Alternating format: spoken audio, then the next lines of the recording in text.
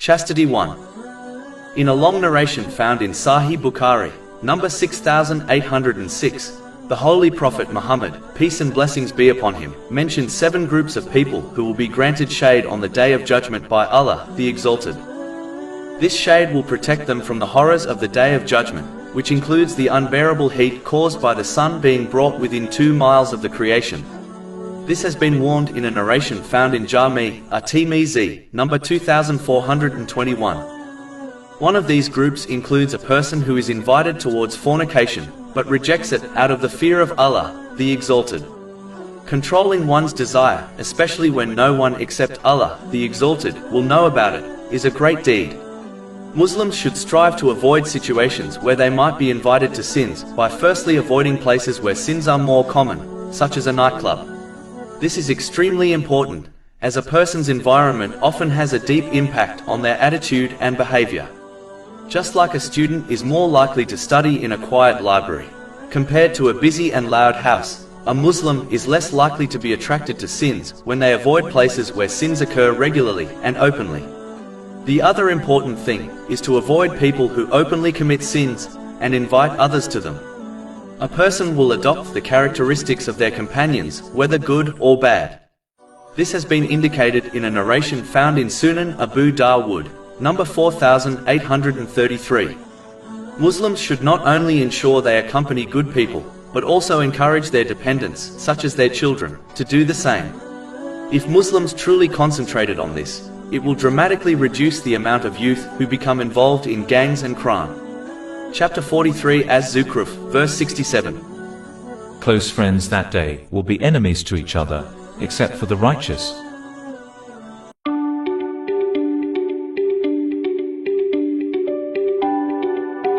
Chastity 2.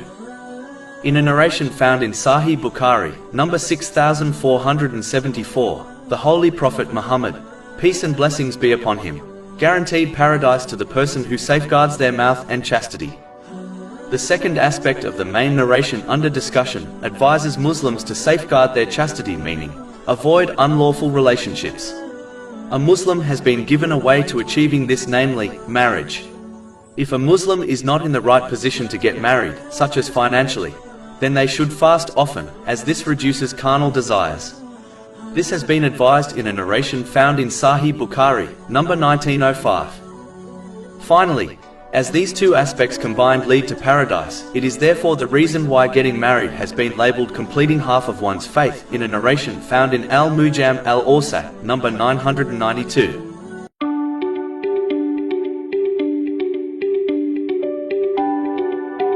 Chastity 3.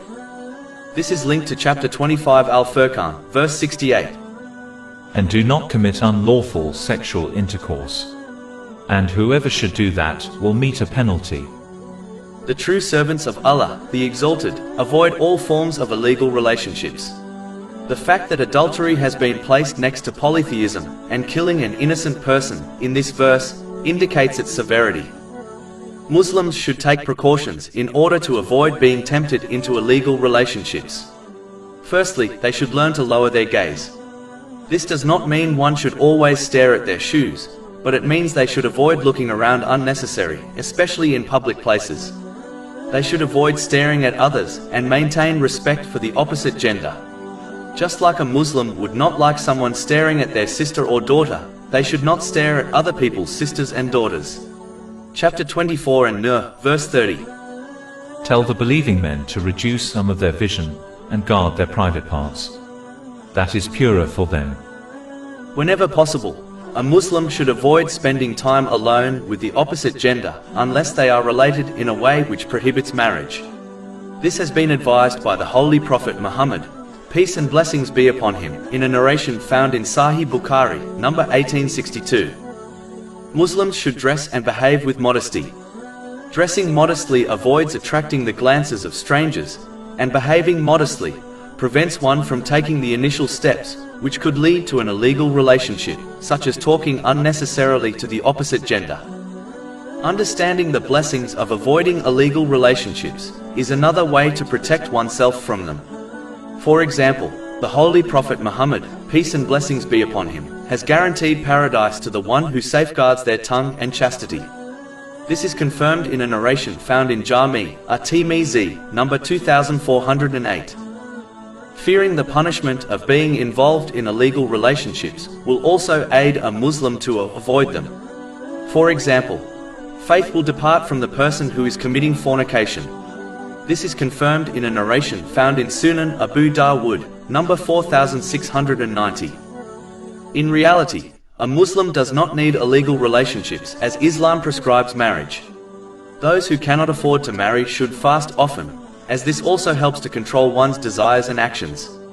This has been advised in a narration found in Sahih Muslim, number 3398. Chastity 4. I had a thought which I wanted to share.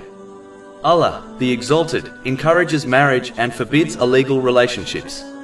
When a couple are not truly devoted to each other, like a married couple, then any real difficulties they face will lead to more emotional stress for the couple, as they fail to support each other correctly.